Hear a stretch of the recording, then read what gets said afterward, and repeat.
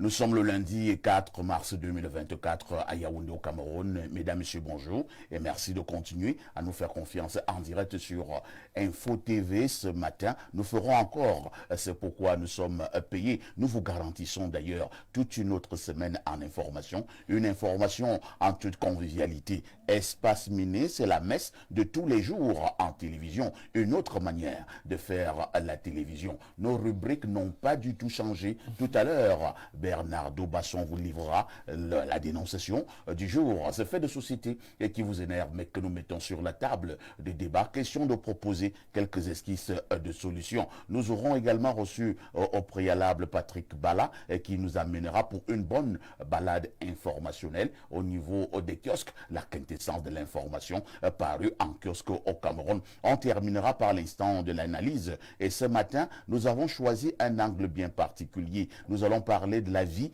en zone rurale. Quel regard posez-vous sur la vie en zone rurale? Ils sont nombreux qui estiment que pour le cas du Cameroun, la vie en zone rurale n'est pas toujours reluisante. Qu'est-ce qui coince? Nous en parlons dans le cadre justement de ces échanges. Au canal 317 sur Canal Plus International, vous êtes à pic sur Info TV, votre chaîne de télévision qui monte et qui monte encore. On accueille nos invités qui sont déjà là ce matin. Ils sont encore venus nous dire bonjour. Jules Brice Ngaba, bonjour. Bonjour à vous, parfait ici. Bonjour à Bureau Niemet. Bonjour au Sucre National. Je sais que le rôle de dénonciateur ne m'incombe pas. Je voudrais pour ce lundi matin attribuer quand même un carton rouge à ceux qui exercent la police municipale dans notre ville. Yaoundé, je ne sais pas comment ça se passe dans les autres villes du pays, mais je viens d'assister à deux scènes qui ont provoqué des accidents sur l'axe Messamundongo, pont qui conduit ici à Messam et puis Folan. C'est-à-dire, on a déversé des agents de la police municipale au niveau de l'ancien échangeur. Ils sont 12 ou 13, je ne sais pas quoi ils servent. Et ils tombent sur toutes les motos qui viennent de part et d'autre. Oui, on va prendre donc ces motos, on va les conduire à la police municipale. En fourrière. En fourrière.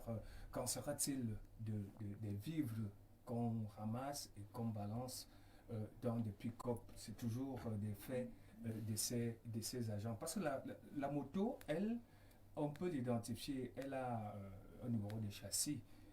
Mais je sais que l'orange n'en a pas, je sais que la papaye n'en a pas, l'ananas n'en a pas. Donc, qu'est-ce qu'on fait donc de ces fruits-là, de l'autre côté de la fourrière municipale? Je crois qu'on doit quand même jeter un regard assez sérieux sur les activités de la police municipale dans notre pays, elles qui débordent quand même. Ils ont interpeller un véhicule et le monsieur lui a posé la question, mon cher, vous interpellez déjà aussi les véhicules, vraiment il faut faire vos missions. Donc c'est le rôle de Basson que de dénoncer, mais je pense que ce matin c'est une dénonciation particulière à une scène qui m'a franchement choqué et je pense que le devoir qui est nôtre c'est de dénoncer. Vous l'avez dénoncé, je pense que pour ce qui est de cette police municipale, il y a un peu plus d'un an, nous avons marqué un arrêt pour évoquer les dérives de cette police municipale. Je pense qu'il y a déjà des textes qui encadrent d'ailleurs le fonctionnement de cette police municipale au Cameroun. Nous allons une fois de plus avoir un certain nombre d'éléments pour reposer le rôle, les missions, les objectifs, le bien fondé et maintenant les dérapages de cette police municipale pour le cas du Cameroun. Nous allons véritablement en reparler de manière plus profonde. Oui, Gilles Brice. Il faut préciser que nous ne promouvons pas le désordre. Oui. Mais nous disons quand même que dans l'exercice de leur mission, il faille que ces gens-là aient la notion de sensibilisation. Et je pense qu'ils devraient être formés au même titre que la police nationale. Parce que si nous étions aux États-Unis, on allait dire police fédérale et police locale. Donc il faille que ces gens-là reçoivent une formation qu'il Dès lors, ils sont en contact des usagers, il devra déjà être formé. Voilà. Merci beaucoup, Gilles Brice, pour cette entrée. Je souligne que vous êtes journaliste et directeur de publication du quotidien Le Quotidien. Bernardo Basson, bonjour. Bonjour, parfait ici. Bonjour à votre panel. Bonjour à tous nos téléspectateurs. On va dire bonjour ce matin à deux personnes qui nous regardent tous les jours. L'une qui nous regarde depuis le Cameroun tous les jours. Il s'appelle Hassan Abakar. Oui. On l'appelle affectueusement le manager. Donc je lui dis bonjour ce matin. Et une autre personne depuis les États-Unis, un de mes petits frères, Maxime Bébé Nsia, qui est très fan de l'émission, qui nous regarde tous les jours, dont on leur passe le bonjour cordial ce matin. Monsieur Ngaba, j'ai reçu une dénonciation dans le cadre des activités de la police municipale que je comptais porter ici mercredi parce que pour aujourd'hui et demain, j'ai déjà des cas qui sont affichés. Donc effectivement, quelqu'un s'est plaint de ce que sa moto avait tous les documents et ce n'est pas une moto à usage de transport quotidien, de transport urbain. C'est une moto à usage personnel, mais qui a été retenue et qui a passé de longs mois là-bas. Vous voyez. Donc j'ai effectivement, ce que j'ai fait, c'est que j'ai envoyé un de mes proches à la police municipale prendre des informations sur la moto, voir si elle y est toujours. Bon, je l'ai fait de manière subtile et pour avoir suffisamment d'informations pour venir parler ici, pour ne pas créer d'autres problèmes. Vous voyez. Donc effectivement, si j'ai les éléments que je veux mercredi, j'en parlerai avec une pointe d'insistance. Bernardo Basson, aujourd'hui c'est la journée internationale ou mondiale de quoi? Aujourd'hui, c'est la journée mondiale contre l'exploitation sexuelle. Vous savez, contre l'exploitation sexuelle. Vous savez que parmi les dérives du capitalisme et la recherche effrénée du profit, on ne s'arrête plus d'exploiter et de faire rentrer dans le commerce ce qui est censé être sacré. Donc aujourd'hui, à mesure que le temps passe et que la société, entre guillemets, connaît des mutations, l'exploitation sexuelle se fait de plus en plus importante. Il y a donc des filles qui sont prises de plus en plus jeunes pour le commerce du sexe jusqu'à la prostitution. Oui. On parle dans le monde entier d'environ 40 000 situations dans lesquelles on enregimente des jeunes filles nouvellement chaque année. L'industrie de la prostitution dans le monde aujourd'hui connaît un chiffre d'affaires en 2023 de 1000 milliards de dollars. Prostitution et pornographie. Donc ça fait beaucoup d'argent. L'argent du sexe. Et voilà pourquoi beaucoup de jeunes filles sont exploitées également, beaucoup de jeunes garçons. Donc le sexe donne beaucoup d'argent. Ouais, sur les 10 dernières années, la pornographie homosexuelle, par exemple, a connu une augmentation de son chiffre d'affaires de près de 90 milliards de dollars. On peut dire un boom. Oui, donc puisqu'avant c'était plus la pornographie hétérosexuelle. La pornographie homosexuelle. Plus répandue. Apparemment, c'est l'homosexuel commence déjà à tutoyer les sommets et génère beaucoup d'argent. Les enfants sont enrégimentés beaucoup plus tôt. On les déverse dans ce milieu-là, on les forme dans le rôle d'acteur et bien sûr, on les soumet à ces pratiques-là. Donc certaines familles s'en plaignent à travers le monde. Au Cameroun, aujourd'hui, il faut noter également que ça prend de plus en plus de place. Il y a de nombreux sites de rencontres dans lesquels les jeunes filles offrent des prestations sexuelles et des chaînes de télévision, par exemple, sur des satellites qui promeuvent du porno, mais qui enrégimentent des jeunes filles 16-17 ans qui sont parfois à la demande de la pitance et donc qui se retrouvent soumises à des pratiques parfois peu obscènes, peu recommandables. Merci Bernardo Basson. Accueillons donc également rapidement notre consultant de tout temps, mais alors de tous les temps, Pierre Blériot-Niemek, le digne fils de Boumyebel, est encore en poste ce matin. Pierre Blériot, bonjour. Bonjour, parfait ici. Bonjour à votre panel. Bonjour aux millions de téléspectateurs. J'en suis à vous demander où vous tirez votre énergie. Ah bon? Et pourquoi? Vous en avez tellement. Nous étions ensemble dimanche matin. Oui. Pour une émission qui a duré pas moins de 3 heures. Ouais. Très intense avec le tonitruant Elimbi Lobé. Moussa Njoya, le docteur-colonel Didier Badjek, ainsi de suite et ainsi de suite. Ensuite, vous aviez un invité de renom dans une émission qui était très courue. pour ne pas le citer, Ernest Obama. Je vous ai suivi de long En soirée, à partir de 21h. Là aussi, c'était un peu plus de 2 heures de télévision, pour ceux qui savent ce que c'est que la télévision. Et ce matin, vous êtes fringant. J'imagine que vous avez accompli avec beaucoup de bonheur vos tâches Conjugal. En tout cas, il ne revient pas à moi de répondre. Le type sinon.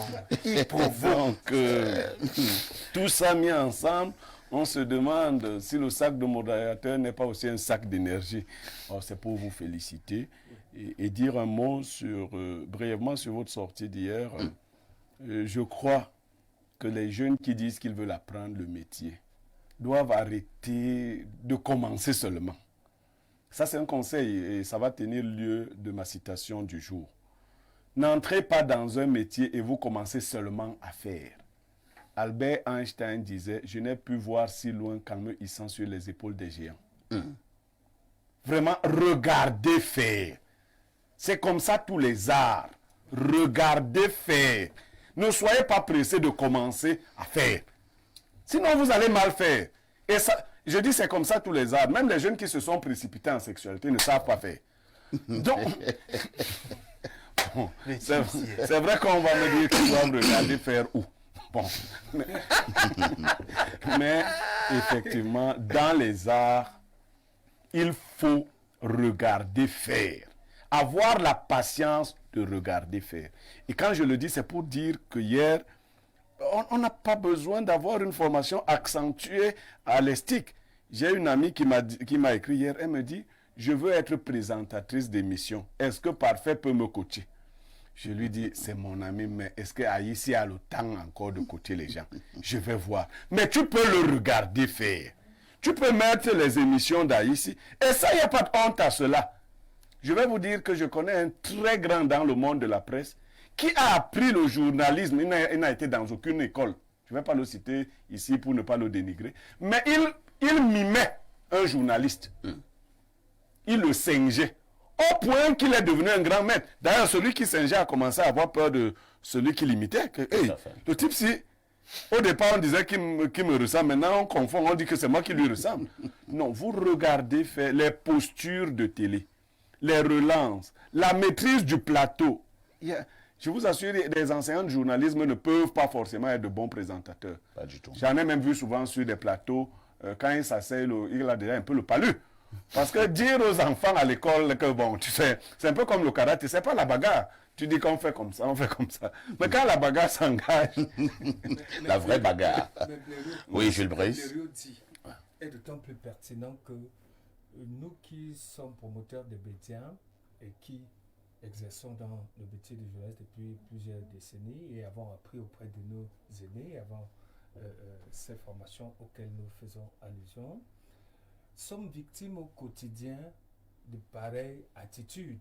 C'est-à-dire, vous recevez un stagiaire, quelqu'un vient avec sa demande d'emploi et tout ça, et vous dit, bon, il n'a même pas encore appris. Dès qu'il a vu faire, vous entendez qu'il a déjà créé son journal. Et ça se limite au niveau des réseaux sociaux. Parfois, ce n'est que la une. On ne voit même pas le contenu du journal. Ils sont comme ça nombreux. Et j'ai dit dans un groupe d'un département ministériel que je pense que nous allons voir cette affaire de près. Signaler au niveau même du CNC, du MINCOM, des services compétents, la préfecture, le MINAT, qu'il y a déjà trop de unes de journaux au niveau des réseaux sociaux qui sont l'émanation de ces jeunes qui ne veulent pas subir la rigueur du fonctionnement d'une rédaction normale.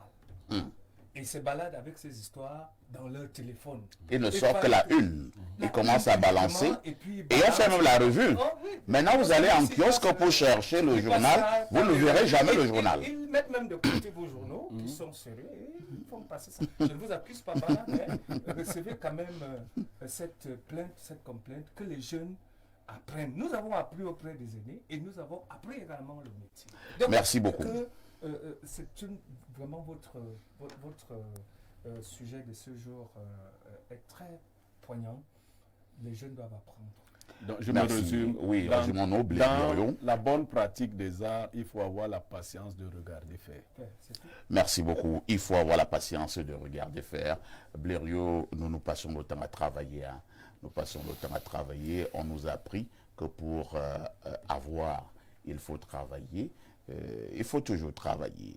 Il faut travailler et travailler encore. Ce n'est qu'au bout de ce travail que vous pourrez véritablement récolter. Est encore attendu sur ce plateau un autre journaliste, lui c'est Bertrand Bika, qui a confirmé sa participation dans le cadre justement de ce programme. A tout de suite pour la suite.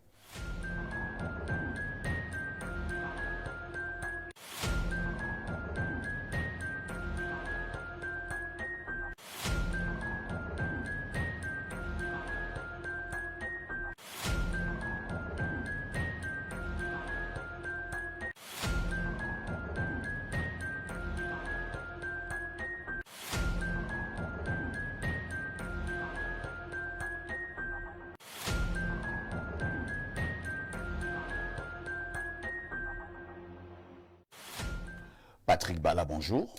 Bonjour, parfait. Ici, je suis d'ailleurs très heureux de vous retrouver ce matin après la très belle prestation d'hier. D'ailleurs, ça s'est poursuivi puisqu'en rentrant chez moi, je me suis rendu compte que je n'avais pas mangé depuis la matinée. Donc, je suis allé dans un endroit pour prendre du poisson. Ouais. Et j'ai eu la chance de rencontrer quelqu'un qui vous connaît. Mm. Et, bon, il m'a dit de vous dire qu'il se fait appeler le Russe. Mm. On doit. Il vit en Russie. Ouais. Oui.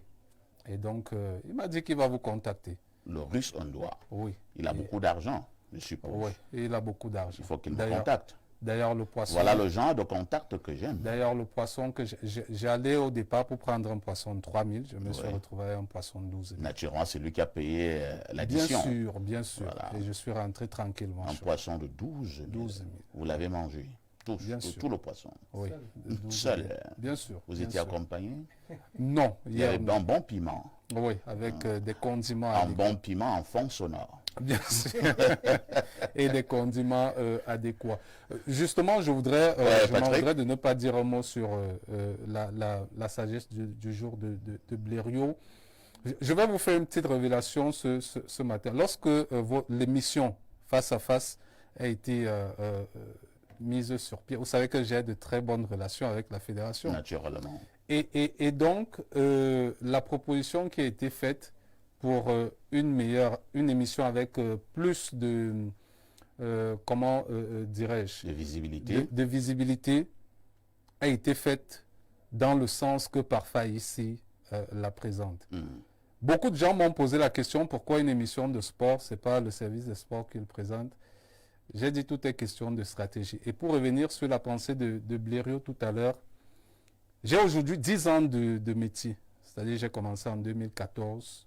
Mais lorsqu'il s'agit d'un face-à-face comme celui-là, il faut reconnaître qu'il y a des personnes plus adaptées et qu'il faut encore apprendre justement aux côtés de ces personnes. Et c'est ce que je m'attelle à faire au quotidien. Je ne me précipite dans rien. J'apprends Très bien. pour avoir justement cette prestance que vous avez eue hier. Félicitations d'ailleurs à vous. Merci Patrick Bala. Ça va aller lorsqu'on a bien appris. On finit toujours par maîtriser. Et n'oubliez jamais que ce qui se conçoit bien s'énonce clairement et les mots pour le dire arrivent aisément. Lorsque nous avons dit cela, Patrick Bala nous amène donc du côté des kiosques. Patrick, que disent les journaux?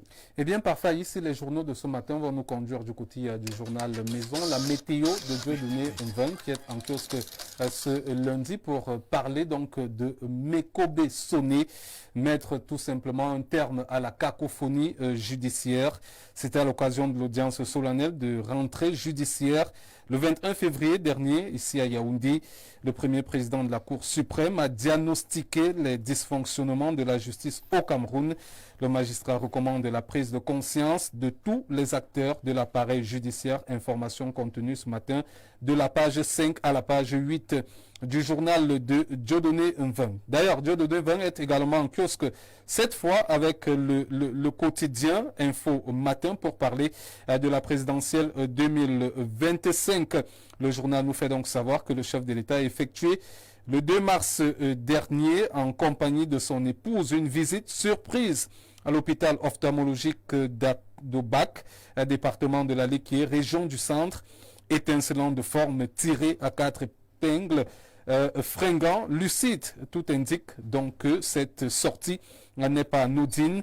D'ailleurs, selon des observateurs avertis, la bête politique qu'est donc le chantre du renouveau vient une fois de plus de prendre à contre-pied les ambitieux et autres apprentis sorciers, en plus d'annoncer subtilement sa candidature. On parle donc de Paul Biya qui lance sa campagne. C'est la grande une du journal Info Matin ce jour, à lire en page 3.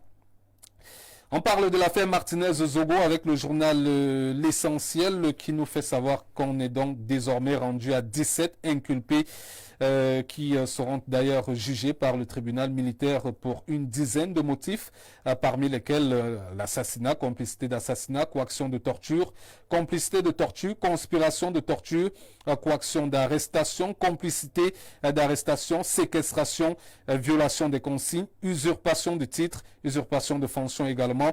Lire l'intégralité du dossier de la page 3 à la page 8. L'affaire Martinez-Zogo revient d'ailleurs pour tous ces directeurs de publication, notamment du côté d'Aman Mana avec Le Jour, qui parle également de ces 17 prévenus qui seront devant la barre. Les mises en cause sont poursuivies pour complicité de torture, entre autres.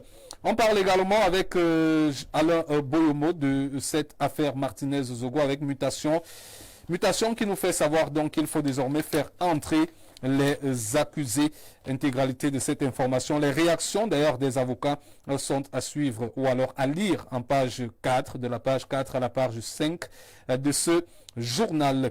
Le messager de Feu Pius Ndiawe présente donc les visages des instructions judiciaires à travers bien sûr cet assassinat de Martinez-Zogo. Le journal nous fait donc savoir que une vingtaine de personnes inculpées ont été toutes envoyées devant le tribunal pour divers chefs d'accusation.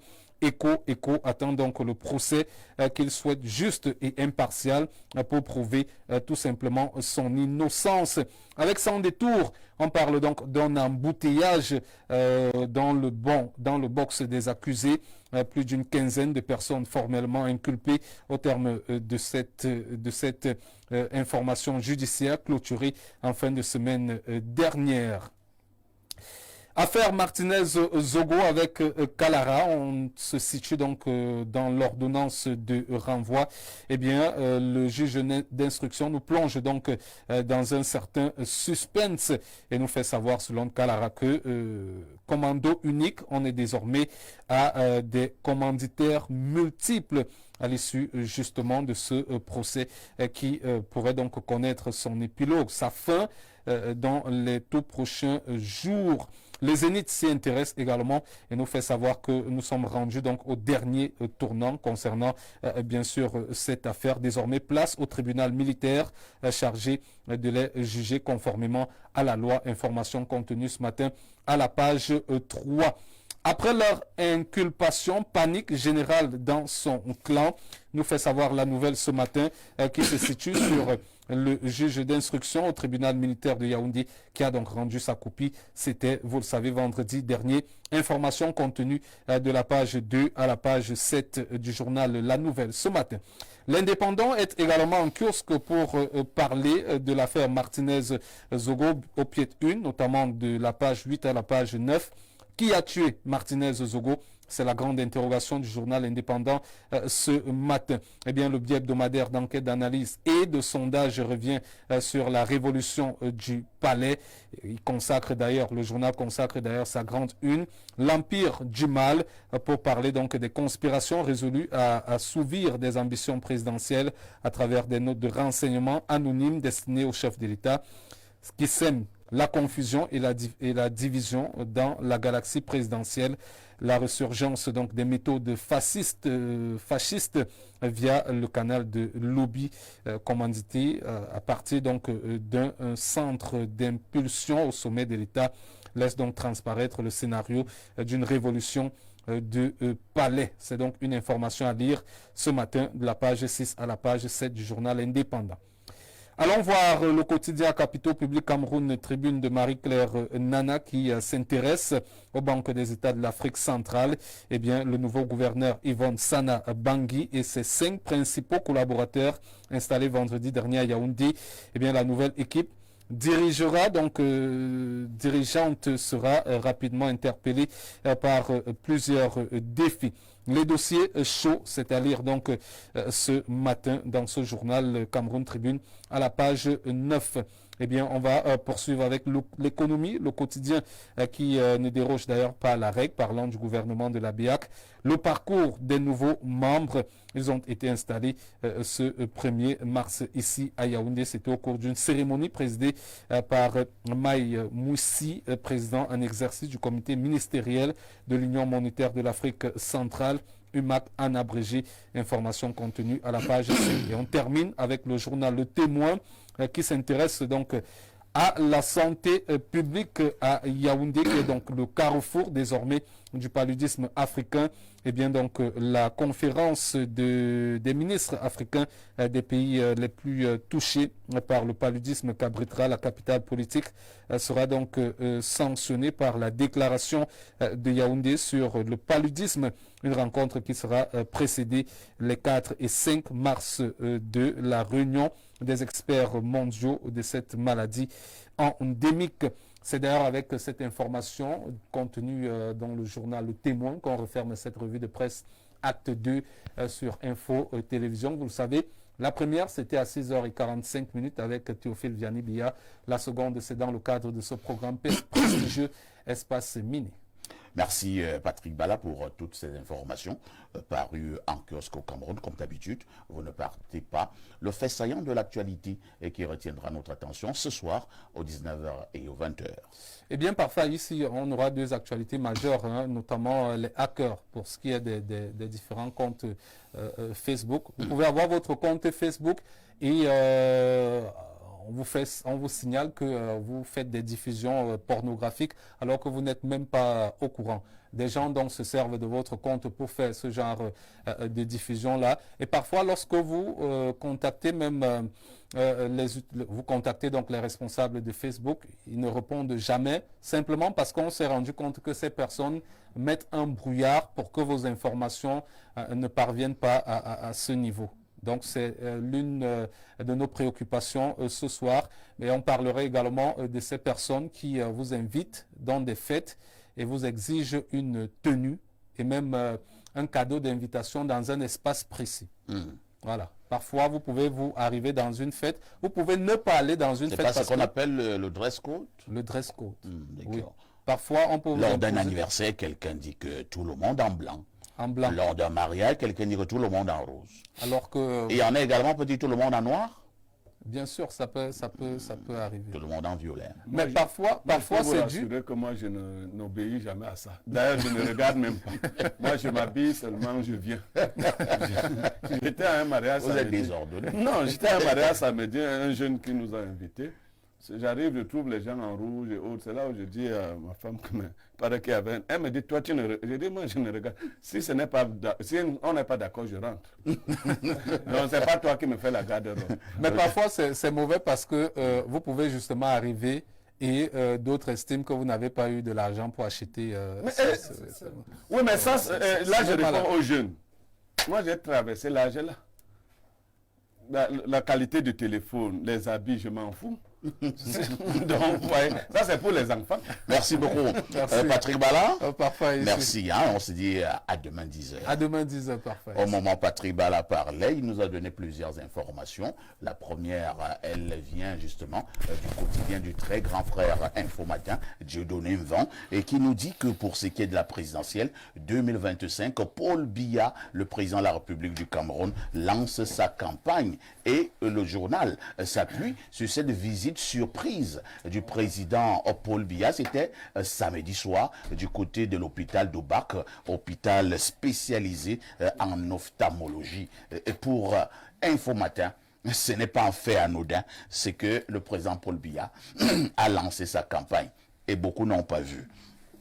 Il faut également dire que l'actualité Jules Brice Ngaba est véritablement marquée depuis vendredi par cette ordonnance de renvoi du juge magistrat officier Ndji qui a donc inculpé 17 personnes. Et nous sommes là dans le cadre de l'affaire Martinez-Zogo. Et pour certains journaux, c'est le dernier tournant véritablement qui a débuté. Votre regard sur ces chefs d'accusation qui sont de plus en plus précis à l'endroit des 17 personnes qui ont été inculpées. On parle globalement de complicité d'assassinat, complicité de torture, conspiration et que sais-je encore.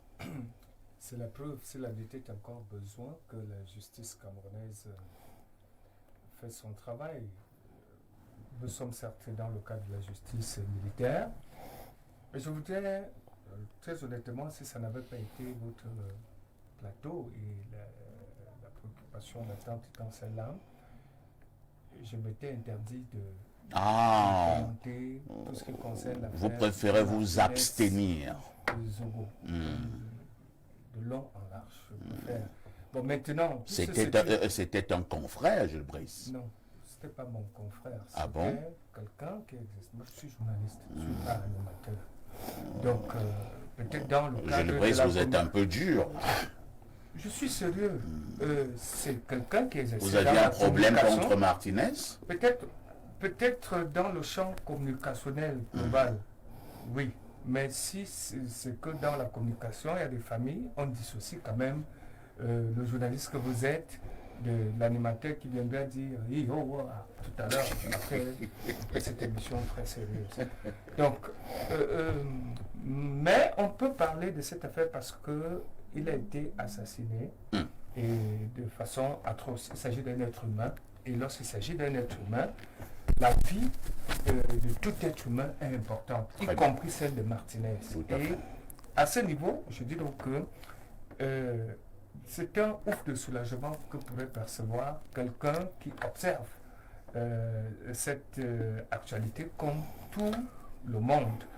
Que de savoir qu'on a même des jeunes là qu'on croyait qu'ils avaient des soucis avec la justice parce que c'était leur commentaire dans certaines chaînes de télé, mais on s'est retrouvé à constater qu'ils ont des chefs d'accusation assez importants dans le cadre de l'affaire Martinez. C'est regrettable que de savoir qu'il y a des gens qui vont perdre leur vie, entre guillemets, c'est-à-dire pour une affaire Merci. Maintenant, oui, Gilles. Maintenant, pour aller dans votre sens, vous m'avez demandé l'appréciation qui est mienne de ce qui se passe.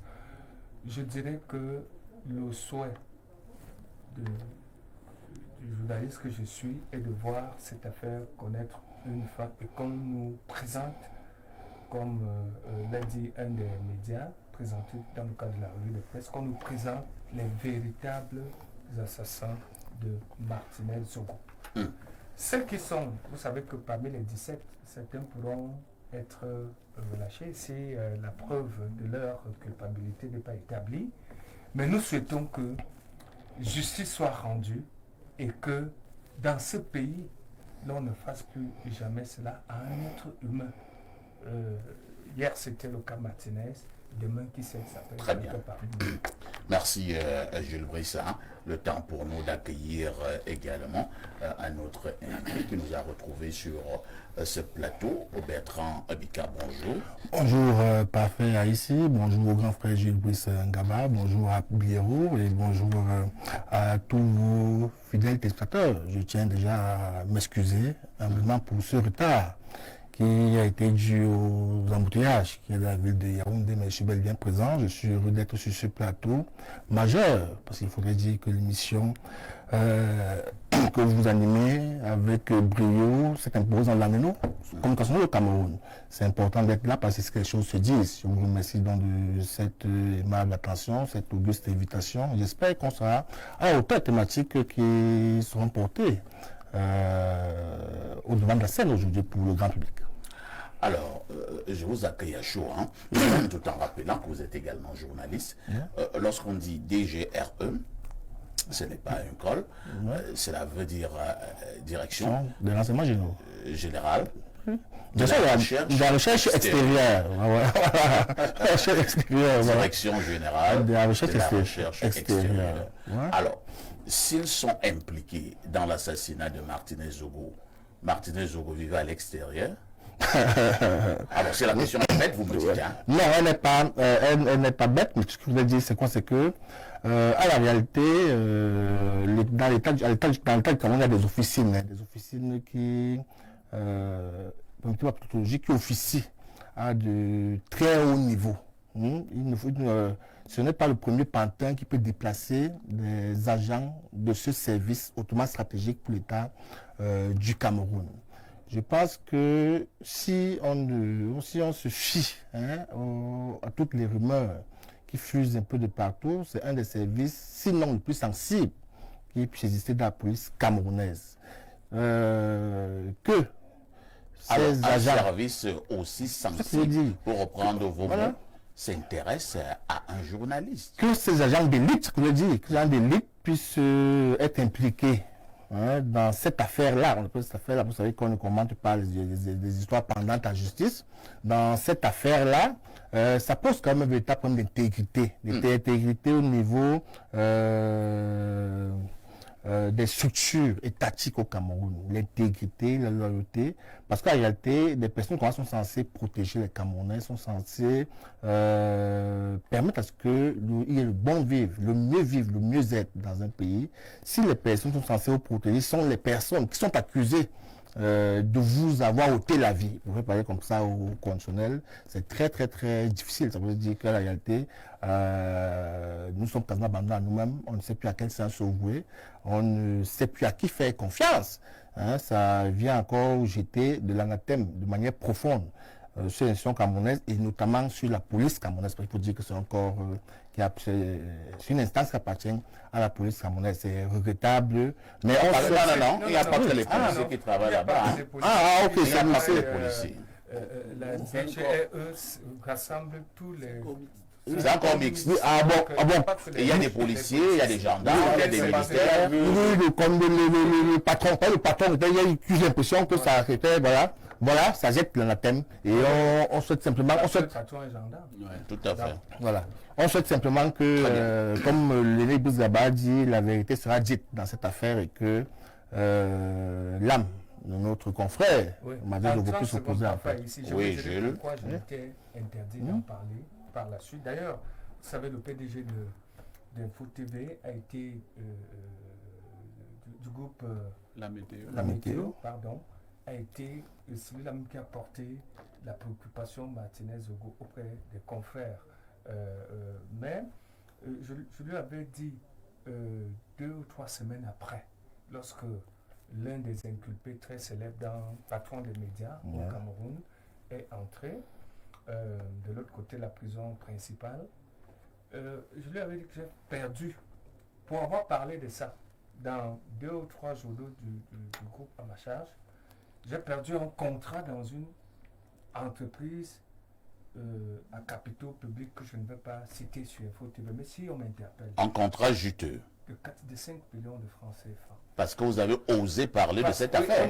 On a dit que on a dit que j'appartenais à un camp qui tirait sur le camp d'Amourbenga. Je le dis comme ça. Et par la suite, j'ai dit, ok, si on ne peut plus présenter les faits dans une structure et que les amis de ces messieurs qui dirigent certaines entreprises publiques retirent des contrats de façon sans qu'il y ait une assise pour vous expliquer ce pourquoi est-ce que l'on vous retire un contrat. Moi, je préfère ne pas en parler. Moi, j'ai des charges. Mais cela signifie donc que vous avez joué la carte du réalisme. Si je peux me taire, mes contrats continuent à passer au niveau de ces structures, ça va. Mais là, c'est pas... On a suspendu celui-là. Je ne sais pas Quelles quelles sont les avantages de ce monsieur de part et Et d'autre. donc, il Parce fallait que, reculer. oui, c'est comme une pieuvre. C'est-à-dire. Cela signifie que avec Jules Brice l'administration, Gaba est un peu heureux. Non, je ne suis pas peureux, je suis réaliste. Ces gens Et là, qui vous sont- sacrifiez votre confrère. Ces gens qui sont dedans là, ne vous amusez pas avec eux parfois. Ah bon? Ils ont leurs amis qui sont aux affaires et qui dirigent de grandes entreprises publiques et parapubliques. Je vous le dis, je peux le prouver. Vous avez préféré éviter les problèmes. Bon, Jules Mon Brice fils n'en aîné- parlez donc Mon plus. fils est né à 21 ans. D'accord. Le dernier de mes enfants. Vous voulez voir vos enfants grandir. Et il faudrait que ces enfants grandissent. Merci bien. Et qu'ils grandissent normalement. Nous allons Parce passer la que, parole à quelqu'un qui n'a pas le souci de voir ses enfants grandir. Assez importante dans ces choses-là. Vraiment, c'est pour cela que monsieur Van me pardonne. Il sait que de cet échange, je l'ai eu avec lui. Disons que M. Van n'est pas magistrat. M. Van fait dans le journalisme. Donc, il n'était pas là pour juger qui que ce soit. Non, il ne juge pas. Alors, Pierre Blériot, Niamek, plaidoyer. nous allons continuer à parler un tout petit peu. J'ai posé une question tout à l'heure concernant les réelles missions de la DGRE. Et moi, je me suis simplement appuyé, comme à l'école, à la maternelle, sur la définition. On m'a dit que c'est la direction générale des renseignements extérieurs, de la recherche extérieure. Et donc, vu sur cet aspect des choses, il ne faut pas être du côté de Sorbonne pour savoir que priorité s'occupe des choses de l'autre côté. C'est-à-dire pas des choses du Cameroun. Bon, on va peut-être me recadrer tout à l'heure. Hein. Oui, je suis obligé, malheureusement. Bon, maintenant, Martinez Zogo, il travaillait aux États-Unis. Non, la recherche extérieure est une mutation de ce qu'on appelait au Cameroun le CNR. Ouais. On a floué les opposants parce qu'après la tripartite de 92, les opposants avaient exigé. Ils avaient exigé que le CNR ne s'occupe plus des Camerounais. On leur a dit d'accord, on va mettre sur pied une autre structure, mais la DGRE s'occupe d'abord des Camerounais. Vous voyez donc qu'il y a eu tromperie sur la marchandise. Bien sûr, elle s'occupe d'abord. Là où vous êtes là, vous êtes fiché à la DGRE, il faut le savoir. Ah bon? Oui, bien sûr. Dès que vous atteignez un certain niveau de publicité, c'est comme ça qu'on parle en français. Vous êtes un homme public, vous atteignez dans un certain niveau de publicité, on s'intéresse à vous. C'est pour cela que les téléphones des gens sont sur écoute. Vous verrez quand une personnalité vous appelle, vous et moi nous savons, c'est toujours sur appel WhatsApp et tout. Bon, il y a une personnalité qui aime me dire allons de l'autre côté. Allons de l'autre côté, ça veut dire allons sur WhatsApp. Bon, maintenant, quand on dit que c'est le méchant qui a peur du gendarme, sauf qu'il y a de mauvais gendarmes aussi, qui font peur aux bons. C'est-à-dire que dans les normes parfaites, c'est le méchant qui doit craindre quand il voit un gendarme arriver. Mais nous sommes arrivés dans une situation où vous êtes correct, mais quand vous voyez le gendarme, vous avez peur de lui, parce que le gendarme camerounais fait aussi du mal aux bons. C'est-à-dire tu es bon, il te fait du mal. J'ai entendu, non, un service de tel niveau pour le mobiliser, non. Les gens qui travaillent à la DGRE sont les Camerounais. Les Camerounais ne sont pas des gens sérieux. Ne sont pas des gens qui prennent la vie avec hauteur. Vous pouvez mobiliser les gars là. C'est pas des gens qu'on est allé chercher sur la lune. On n'a pas sélectionné les meilleurs Camerounais du point de vue moral. Non. C'est des... Quand vous lisez le rapport, un imbécile, il est en voyage à Yaoundé, il est de passage. Il est de passage. Il n'est pas... il est de passage. On le mêle à une affaire et ça mêle. C'est-à-dire, donc vous ne me dites pas que c'est quand on réfléchit comme ça, on est bien. On n'est pas bien. Lui-même dit qu'il est de passage. Mais il n'est pas venu, il passe sa route. On lui dit seulement, viens gars. Comme un groupe de bandits. Viens gars, il y a un business là. C'est simplement comme ça. Il s'arrête. Et il entre dans le business de la mort. Il faut tuer quelqu'un. Et il entre comme ça dans un business où il faut tuer quelqu'un. Donc moi je dis, un jour, nous aurons qui soit un état éthique en même temps. Très bien. Où on aura des gens, quand vous les voyez, depuis leur vie de famille, leur rigueur, un homme sérieux, par exemple, qui est dans le service d'intelligence. Moi, je cause avec certaines personnalités sérieuses. Vous verrez que même avec leurs épouses, ils ne parlent pas de certains sujets. Ça commence à montrer le sérieux. Mais quand vous voyez un con qui est au bar, parce qu'il veut montrer qu'il est puissant, et il commence à jeter les pouvoirs d'État n'importe comment. Moi, je connais des personnalités sérieuses qui n'acceptent pas les invitations dans les domiciles privés, parce qu'elles savent, ces personnalités, ne permettent pas qu'on les voit en amitié avec certaines personnes. Donc quand je te vois te mélanger à tout le monde, bon maintenant pour le frère Jules Brice, ce que le monsieur a fait, c'était très courageux. J'aime vous dire que lui-même aussi a subi le contre-coup. Parce qu'effectivement, nous sommes dans une guerre de réseau. Mais je crois qu'il a privilégié la confraternité. Quand un frère est touché, ne mesurez pas les risques que vous avez de perdre ci ou ça. Les méchants vont prospérer chaque fois qu'on va leur tenir ce discours que non mais attendez, à la limite même on devrait mettre à nu ces gens-là qui retirent les contrats aux gens parce qu'ils veulent soutenir un ami ou un tel.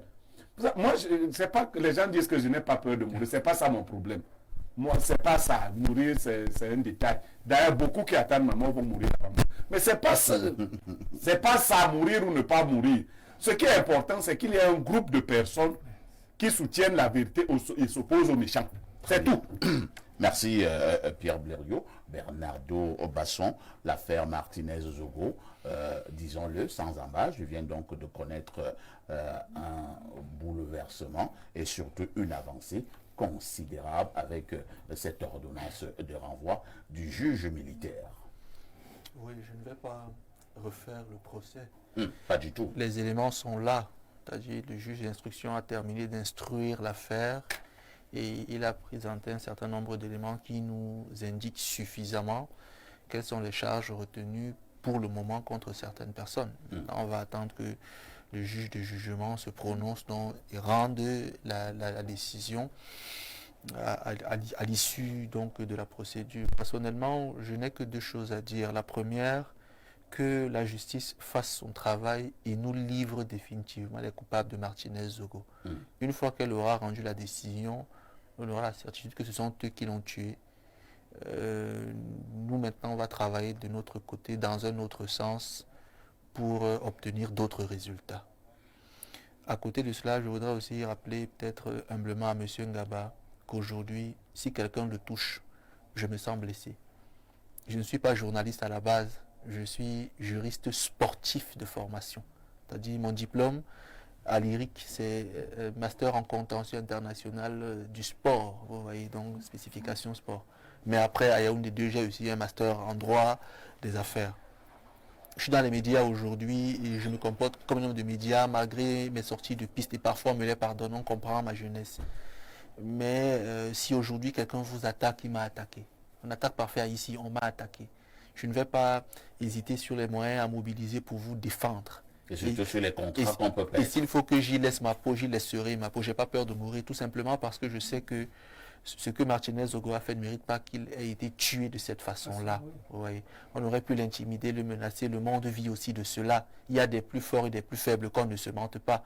Mais lorsqu'il y a des abus, il faut des personnes qui prendront sur elles le courage de dénoncer ces abus. C'est pourquoi tout à l'heure on prendra la transition pour que j'apporte une dénonciation nouvelle. Merci bien Bernardo.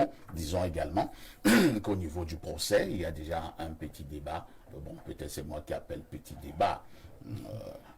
Beaucoup pensent que ce procès, compte tenu de son importance, et si ce procès peut même être retraité en direct au niveau de la télévision nationale, il doit d'abord être public. Le procès doit être public. J'ai souvent dit une chose, et à une certaine époque, Pierre Blériot, j'avais félicité le directeur général de la CRTV, le très grand frère Charles Ndongo. C'était lors du procès après l'élection présidentielle de 2018. Il a fait en sorte que ce procès soit public. Je vous assure, ça a été une idée géniale. Lorsque le procès est public, tu es de l'opposition ou bien tu es du parti au pouvoir, toi-même tu écoutes, tu regardes. À un moment donné, toi tu te rends compte qu'on n'a pas d'argument. Ah, moi, non, tu vois, que la fait si on n'avait pas les preuves.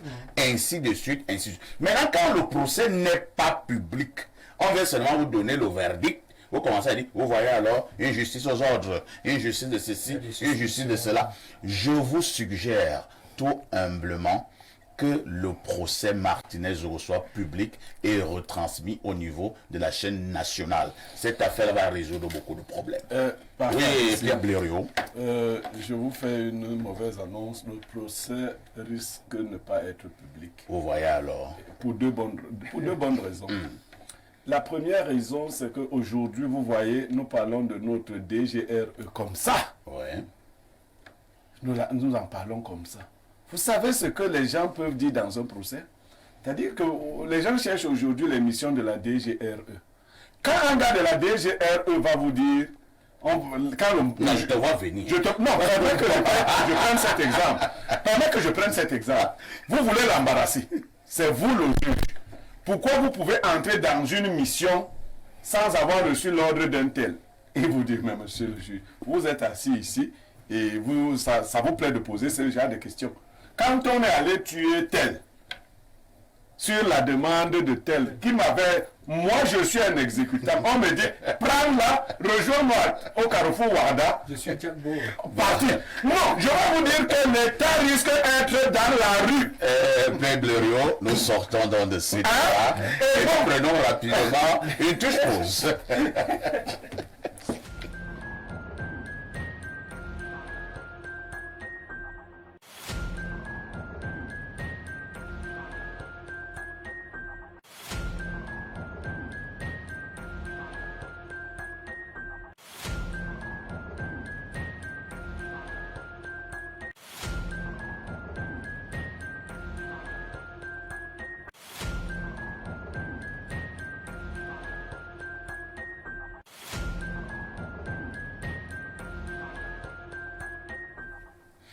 Bon retour sur ce plateau d'Espace Miné de lundi à vendredi, 10h, 11h52. C'est une autre manière de faire la télévision. Bernard Dobasson, la dénonciation de ce lundi matin. Alors, parfait, ici, aujourd'hui, je vous avais annoncé vendredi que j'avais une dénonciation pour un bailleur, un locataire têtu, mais je la ferai demain. Parce que j'ai eu l'élément complémentaire qu'il me fallait. Aujourd'hui, c'est une dame qui vit du côté d'Odza. Elle est la nièce d'un monsieur qui n'a pas eu d'enfant. Donc, pour faire simple, un monsieur n'a pas eu d'enfant. Il n'avait que sa sœur. Il n'était que deux. Et sa sœur a fait une fille.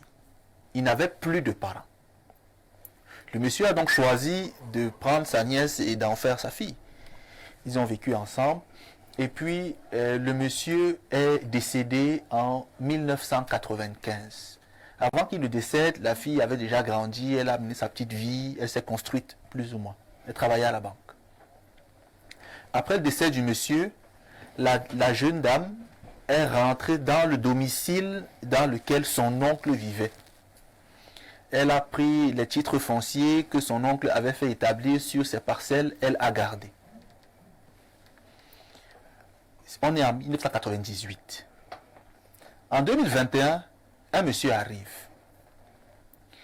Il la signe en expulsion et en destruction des locaux, en lui faisant comprendre qu'il est copropriétaire de ce terrain avec le défunt oncle. Et donc, il veut vendre le terrain à un opérateur économique et il a déjà perçu l'argent de l'opérateur économique. La dame lui demande que vous êtes copropriétaire comment? Quand son avocat donc va en justice pour prendre le dossier, il voit un titre foncier qui a été établi par le monsieur qui vient demander à ce qu'elle dégage. Dans ce titre foncier, il est bien inscrit que le monsieur en question est copropriétaire. Sauf que dans ce qu'elle a comme titre foncier que son oncle avait laissé, il n'y a pas de copropriété. Donc, et le monsieur ensuite dit qu'il a obtenu une sortie d'indivision. Bon, c'est un terme juridique, sortie d'indivision de la copropriété en 1998. Alors que l'oncle est mort en 1995, sans qu'il y ait de procédure quelconque engagée dans ce sens-là. Le monsieur donc qui a perçu l'opérateur économique est en train de vouloir expulser la dame de la maison par force. Chaque jour, il lui dessert des mandats d'emmener depuis 2021. Ils sont à 17 procédures engagées depuis 2021. La femme a déjà gagné 13 procédures, mais elle est essoufflée. Ses enfants et elle sont en train d'être menacés tous les jours. Ils entrent dans la maison, ils la bastonnent matin, midi, soir. Elle ne peut rien faire puisqu'elle n'a pas d'homme à côté d'elle. Vous voyez. Donc, c'est vraiment compliqué. Elle en souffre. Maintenant, je vous donne les noms. La dame plaignante s'appelle Madame Bissa Salomé. Le terrain en question se trouve à Oudza. Son oncle décédé s'appelait M. Mbidapol. Et sa mère, à elle, s'appelait Madame Angoula. Donc Madame Angoula est la sœur de M. Mbida. Et elle a une seule fille qui est elle. Et donc aujourd'hui, cette femme est à la rue. Elle a appelé toutes les personnes qui auraient pu l'aider afin que sa situation puisse être solutionnée. Elle est menacée de toutes parts par un monsieur qui apparaît de nulle part, qui se dit être le frère de son oncle, alors qu'il n'avait pas d'autres personnes dans la famille que sa défunte sœur. Pour l'instant, est-ce que la dame qui se plaint n'a pas un document final de la justice qui fait d'elle l'héritière de ce domaine? Le jugement d'hérédité, justement, je pense qu'elle ne l'a pas obtenu. Sauf que, pour le moment, elle a quand même des décisions de justice qui lui donnent gain de cause dans la procédure d'expulsion engagée par le monsieur, oui, inconnu. Mais le monsieur était parenté au défunt? La réponse est non. La réponse est que, d'après les enquêtes, oui, d'après les enquêtes, c'était un ami du défunt. L'affaire est compliquée. Hein? Bon, on passe la parole à Bertrand Bika pour son commentaire. C'est pas dire que c'est triste. C'est triste de voir des personnes comme ça qui veulent marcher sur le cadavre de leur ami pour acquérir des choses. Le véritable problème, c'est que l'État ami au défunt, il connaissait ce que le défunt avait en termes de biens. Il connaissait que l'entourage devait savoir. Il savait que le défunt n'avait pas d'enfant, n'avait qu'une soeur. Il connaît le niveau de vulnérabilité. Bon, le problème, quand les gens de vivre caché, pour vivre caché, pas tout dire toutes ces choses à tout le monde. Les gens peuvent être cassés, vous avez l'impression que ce soit vous, soit amis, alors qu'ils sont là, ils vous envient, ils n'attendent que l'occasion pour vous poignarder dans le dos. C'est quand même flagrant de savoir qu'il est mort en 2015 et en 2018, 95. Et en 98, un document apparaît par hasard. Et malgré tout ça, la justice camerounaise donne 13 fois raison à la dame, mais elle continue quand même à être menacée tous les jours aux yeux au sud de la justice camerounaise de police. C'est ça qui pose un véritable problème. Quand vous êtes à l'heure que l'élection camerounaise aujourd'hui, on perd foi. Il y a des personnes qui travaillent bien, c'est vrai, après elle a eu 13 fois gain de cause, mais il y a à côté d'elle des produits galeuses qui sont là tous les jours pour marginaliser, frustrer les populations à outrance. Je pense que un problème comme cela, vous avez bien fait la préciser ici au niveau du grand public, et je pense qu'elle est soufflée certes, mais elle doit peut-être porter ça au niveau des instances supérieures. Je pense que celui qui la convoque, qui l'adresse ses comptes tous les jours à un supérieur, parler de son supérieur. Elle peut même aller au niveau du domaine cadastre pour avoir une idée claire et définitive sur l'état du terrain de manière réelle. Même comme aussi là-bas, on va vous dire que c'est. Vous allez se trouver deux titres fonciers là-bas. Le monsieur là n'a pas crié, il a eu ça forcément par un canal. Il a eu forcément des complices en interne. Mais je pense que c'est à force de se plaindre qu'elle pourra trouver la solution. Qu'elle ne se fatigue pas, qu'elle se plaigne. Et qu'elle s'est au niveau des instances supérieures, je pense qu'au finish, il aura gain de cause. Mais c'est dommage. Moi, j'aurais aimé aussi peut-être que vous nous donniez le nom de ce monsieur à l'antenne. Parce qu'un monsieur comme ça, les gens doivent savoir que c'est un filou. Il ne faut pas vivre avec les gens à acheter alors que vous êtes un filou et vous passez comme un monsieur noir. Prochainement. Jules Brice-Ngaba, quoi qu'on dise, il y a quand même une affaire de faux. Oui, il y a des faux documents. Il y a des faux documents dans cette affaire parce que le titre foncier que la dame a stipule qu'il y a un seul propriétaire, c'est le défunt oncle. Maintenant, le monsieur a un autre titre foncier. On parle de copropriété. Il y a quand même un problème qui ne donne pas. Et là, ça nous ramène encore au trafic des titres fonciers au Cameroun. Il n'y a pas que le trafic des titres fonciers. Il y a là également un problème de corruption et d'exécution des décisions de justice. Elle a eu gain de cause 13 fois. C'est Pourquoi est-ce 17? que... Non, 17. Les 4 autres sont encore en cours. Hein. Très bien. Ouais. Elles Alors, ont elle a pas eu encore plein été- de causes les 13 pétitions n'ont fois. pas encore été faites. Pourquoi est-ce qu'on ne met pas Un terme. Un thème. un thème à cette On affaire? appelle ça le harcèlement judiciaire. Voilà, C'est merci. ça. Donc, en réalité, il a bien fait de signaler que nous avons affaire à un filou, à quelqu'un qui use et abuse d'un certain trafic d'influence. Certainement, et tu l'as évoqué, mon frère, il y a un problème de vulnérabilité de cette dame. D'ailleurs, Basson l'a évoqué tout à l'heure, qu'elle est essoufflée, elle est à bout de souffle. Et le Après monsieur, avoir- de temps en temps, n'est pas là-bas, la bastonne. Oui, la bastonne comme si c'était son esclave, Voilà. comme si... Donc, moi, je crois que ceux qui ont eu à prendre les décisions de justice, et ça nous amène, le juriste qui est sur le plateau pourra nous en dire davantage, comment est-ce que ça se passe pour que les décisions de justice ne soient pas exécutées? Lorsque les décisions de justice ne sont pas exécutées, les autres justiciables perdent foi. Ils se disent que ça ne sert à rien donc d'aller porter leurs problèmes au niveau des instances judiciaires et opèrent par un système de règlement de compte. Ça devient donc une société où règne l'anarchie. Donc, faisons tout pour que les décisions de justice soient exécutées. Maintenant, le monsieur qui provoque la dame là, c'est un faussaire. On n'a même pas besoin de contempler les documents qu'il présente. Et parfois ici, tu as bien fait de l'évoquer tout à l'heure, et il y a un problème de titre foncier au Cameroun. Observez que le ministre en charge, ici, annule tous les jours les titres fonciers. Vous ne pouvez pas arriver. C'est comme certaines personnes arrivent dans la zone de Mbanko, moi-même, je suis sûr que même on a vendu tout votre village. C'est-à-dire que quelqu'un vient, il achète tout un village. Vous parlez là comme des blagues. Hein? Ah, il a peut-être 3 ou 4 ans. Un monsieur est venu dans notre village. Je ne sais même pas qui il est. Là, après, il dit que tous les terrains là lui appartiennent. Nous avons ce problème. Maman, là, ton grand pas laissé la place. Mais parfois, il est sur son terrain. ma maman qui est à Odjala a ce problème chez nous à 6 km d'Afanoyola, c'est-à-dire en Colosso. Un individu qui n'a rien à voir avec notre famille est en train de remporter tout un procès à Bikok aujourd'hui. Il débarque un beau matin. Oui, il dit que il a pris tout le terrain. C'est une histoire authentique. Et ça rentre dans la dénonciation de monsieur, puisque il joue des moyens.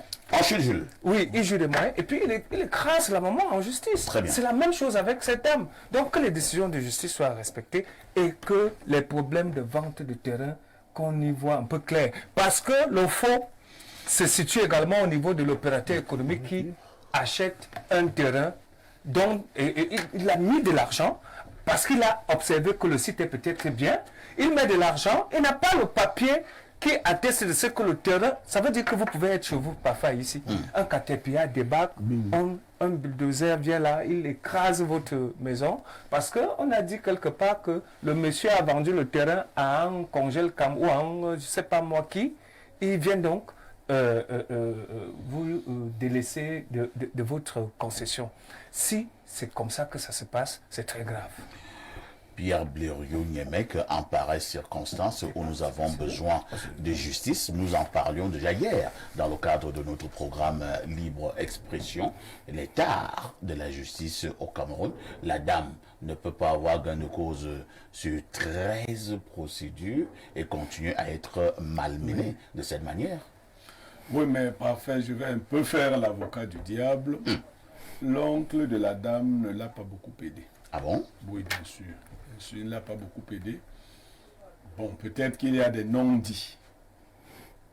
Il n'a laissé aucun document qui disait qu'il héritait sa nièce. Hein. Ce n'est pas le fait de l'avoir élevé. Vous voyez là où on dit qu'il ne l'a pas aidé. On comprend. Oui. Il n'avait pas d'enfant, il avait un seul enfant. Il n'a pas dit que mes biens reviennent à tel. Vous voyez là, on rentre dans les processus successoraux. On dit que non, quand tu n'avais pas d'enfant, ta famille, après ta mère, ce sont tes frères. Après, vous voyez, on est obligé. Parce que dans l'ordre de la succession, les cousins, les nièces viennent très loin.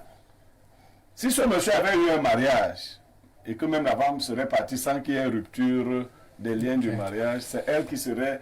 Vous voyez, donc il n'a pas, et nous sommes nombreux, je ne veux pas dire vous, nous sommes nombreux à ne pas clarifier les questions d'héritage. Comme nous sommes des jouisseurs, chacun veut jouir de ses biens jusqu'au jour où la mort le surprend. Donc il faut prendre l'habitude de dresser des testaments. Et on peut le modifier au fur et à mesure. On a l'impression chez nous, certains Bantous pensent que de son vivant, lorsque tu commences déjà à dresser ton testament, ça veut dire que tu dois déjà mourir. Ah, ok. Tu dois déjà mourir. Non, il y a même un vieil adage anglais qui dit que si j'ai écrit mon testament, ça veut dire pas que j'ai l'intention de mourir. Voilà. Non, il faut écrire le testament. Ça aide. Oui. Non, c'est une Et ça pratique. clarifie beaucoup de Il faut choses. écrire le testament qu'on ait beaucoup ou peu de bien. D'ailleurs, et maintenant, il faut suivre son testament. Vous écrivez, aujourd'hui vous pensez que c'est elle qui est votre successeur, enfin légataire principal, ainsi de suite. Si vous voyez qu'il prend déjà les mauvaises voies, moi je vous parle là de moi. Dès que je te vois déjà faire comme ça, Dévier, je rentre chez le notaire, je lui dis non, modifie. change encore. Modifie. Et vous avez la liberté de modifier votre testament autant de fois que possible. La loi prévoit que c'est la dernière version qui est retenue. Je dis non. Une femme peut très bien te faire l'amour, tu te lèves le matin, tu pars, tu dis que non. La maison principale, c'est pour elle. Après, tu te dis, mais qu'est-ce qui m'a pris? Comment je peux lui donner la maison là? Tu rentres, tu dis au notaire que non. Enlève ici, enlève. Et le notaire, il enlève. Non, pour être plus sérieux, il n'a pas aidé sa nièce. C'est pour cela qu'elle est dans tout. Alors, qu'est-ce qu'il faut faire en pareille circonstance? Deux choses. Parallèlement, elle doit lancer le jugement d'hérédité. Parce que ça fait longtemps, c'est trop. Les gens aussi ne sont pas conseillés. Le jugement d'hérédité dans leur cas n'aurait pas été très difficile. Il n'y a pas beaucoup de membres de famille. Le jugement d'hérédité, c'est que vous apportez la preuve que vous avez des liens directs avec celui qui est mort et que c'est ça votre famille. Donc maintenant, le juge regarde comment l'hérédité se suit. Est-ce que ce monsieur avait les enfants? Non. Est-ce qu'il avait une femme? Non. Dans l'ordre de la succession, ses parents, les ascendants, est-ce qu'ils sont encore là? Si c'est eux, si c'est pas... Donc, on en arrive à vous. On dit donc que oui, le bien de quelqu'un ne se perd pas comme ça. Voici sa famille. Elle aurait eu ce document. Deuxième chose, attaquer le... Il ne faut pas seulement subir les procès. Parce que quand vous subissez les procès, chez le juge, celui qui se plaint, c'est comme s'il avait un peu raison. Et vous voyez, gagner 13 fois, c'est vraiment que c'est vous qui avez raison. Il faut attaquer le titre foncier de ce monsieur, qui est forcément... C'est trop tard. Qui a des problèmes. Ce titre foncier a forcément des problèmes parce que, pour le peu que je sais des titres fonciers, je ne suis pas juriste, mais comme j'en ai quelques-uns, c'est que s'il devait, il ne pouvait pas avoir un titre foncier en copropriété. Lui pouvait racheter le terrain de ce monsieur. Voilà donc, voilà, ou faire une mutation totale ou partielle. Il ne pouvait pas avoir ce genre de choses. Donc, le titre foncier de ce monsieur a des problèmes. Il faut attaquer le titre foncier. Il faut faire le jugement d'hérédité. Une fois qu'elle aura ces deux éléments, on sera fondé à l'aider. Même si le monsieur là vient souvent, on peut donc dire que maintenant on va voir un tel qui va lui dire que est-ce que tu vois tel document? Ces documents ne t'autorisent plus à venir là. Bernardo Basson, quel est votre regard sur cette dénonciation? Mon regard est simple, ce n'est pas une affaire juridique, c'est une affaire financière. Parce que sur le plan purement juridique, le fait que cette fille soit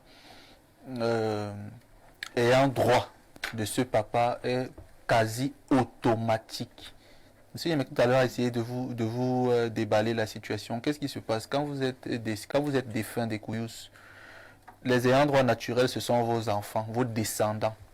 Vous n'en avez pas, on regarde vos ascendants. Vous n'en avez pas, on regarde vos collatéraux. Donc ici, sa sœur devait être naturellement ayant droit. Une fois qu'elle n'est plus ayant droit, donc, parce qu'elle est décédée, il y a sa fille. Sa fille donc ouvre un jugement d'hérédité sur ce qui revenait à sa mère qui était au départ pour son oncle. Et donc elle devient ayant droit automatiquement. C'est une procédure qui n'est pas du tout complexe. Mais je pense quand même que soit elle a entrepris de le faire, voilà. Ça c'est une chose. La deuxième chose c'est que il y a certains opérateurs économiques qui, conscients de ce que nos législations parfois sont maladroites ou ne sont pas bien appliquées, surfent dans ces entailles-là, ils plongent pour commettre des pires atrocités. Aujourd'hui, par exemple, au Cameroun, il y a une faiblesse dans notre loi foncière. C'est que s'il y a 2 titres fonciers, on va les annuler. Vous voyez, on ne va pas chercher qui était là avant. On va annuler, demander qu'il y ait un redémarrage de procédure. Donc l'opérateur économique le sait. Que s'il réussit à faire annuler le premier titre, s'il réussit à produire un autre, il pourra faire annuler les 2. Et comme il a beaucoup de moyens, il va donc acheter des personnes qui vont finalement lui faire obtenir ce document-là. Donc c'est une affaire ici qui est humaine, elle n'est pas profondément juridique ou judiciaire. Donc ce qu'il y a à faire pour la dame, si un mec a commencé à dire, et elle a commencé à le faire, elle a attaqué le titre foncier du monsieur puisqu'il est porteur de nombreuses irrégularités, ça c'est une chose.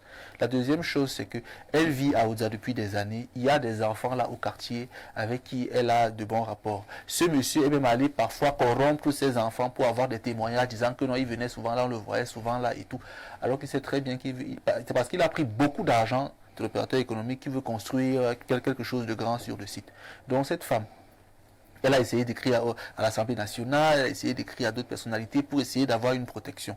Pour l'instant, ce qu'elle doit penser à faire, c'est se défendre violemment. Ça veut dire, elle essaie de constituer quelque chose autour d'elle. Et si ces gens arrivent... Oui, si ces gens... Parce que ce n'est plus au niveau de la justice. Ça, c'est le Texas. Ce n'est plus au niveau... C'est au niveau de l'argent. Elle peut perdre sa vie. Si Passon dit est pertinent, elle peut perdre sa vie. Et rassurez-vous, on ne va pas prendre un policier ou un gendarme pour garder sa maison. Il faut qu'elle s'auto-protège. Très bien. Nous allons lire rapidement quelques messages. Bonjour, Perfecto, s'il vous plaît. Après la mort de son mari, la femme a-t-elle eu des relations sexuelles avec ce monsieur? C'est parti de là que ce monsieur a été vigilant pour changer le document. C'est Alexandre Dessos. C'est parce qu'Alexandre veut insinuer. Hein? Non. Il soupçonne peut-être une relation entre quelle femme, la jeune fille, et le monsieur qui est arrivé. Parce que... Et quand tu as les rapports sexuels, ça touche le titre foncier. Lui, il estime que comme vous avez des rapports, ça c'est trop compliqué. Alors, autre message, c'est le 216, hein? Je pense de la Tunisie. Bonjour Perfecto et à ton beau plateau et très belle émission. Je voudrais savoir quand a lieu la rediffusion de l'émission Face à Face d'hier. La première diffusion, c'est cet après-midi à partir de 15h. La deuxième, ce sera ce soir à partir de 21h. Il continue en disant, et à Bernardo, pourquoi ne répond-il pas sur Twitter depuis 4 jours que j'écris, toujours pas de réponse. C'est pas normal. À chaque fois, il demande qu'on le contacte sur Twitter, mais quand on le fait, il ne réagit pas. Voilà donc quelqu'un qui est très énervé. Il dénonce aussi. C'est une dénonciation. Dans la dénonciation. Bonjour le panel, je suis monsieur Lambez Mbezeleux depuis Yaoundé. Je suggère à la dame d'assommer le monsieur en question d'un gourdin la prochaine fois qu'il va se présenter chez elle pour légitime défense. C'est pas ça la légitime défense, hein? Et un juriste sur le plateau. Autre message, bonjour Perfecto. Et là nous sommes au 213, c'est l'Algérie. Le couscous Ndiapche, pain poulet de la modération. Ce matin, je voudrais juste te tirer un coup de chapeau pour ton efficacité et ta sagacité. Tu nous as fait passer un bon dimanche hier, surtout dans un pays comme cette Algérie où la communauté noire s'ennuie et stresse. Tes émissions sont pour nous comme une thérapie. Le parfait Haïti d'Info TV et le parfait Haïti de l'autre chaîne sont 2 personnes différentes. Je dois avouer que j'avais tellement lynché l'ancien parfait Haïti sur Facebook d'une manière très grave et très dure. Mais aujourd'hui, on dirait que je suis envoûté. Quand je passe une journée sans vous écouter, toi et Blériot, je suis mal à l'aise. C'est pour ça que je déteste la journée du samedi. Parfait Haïti, tu es la preuve qu'il y a des millions de Camerounais qui sont très talentueux et très patriotes qui travaillent. Mais le problème, c'est qu'ils sont du mauvais côté et ils sont sous les ordres des personnes sadiques et qui leur imposent des attitudes et qui vont à l'encontre de leur moralité. Sans commentaire. Autre message ce jour. Bonjour Perfecto. Le week-end durant, j'ai bien réfléchi au duel du consultant face à Wilfried Ekanga.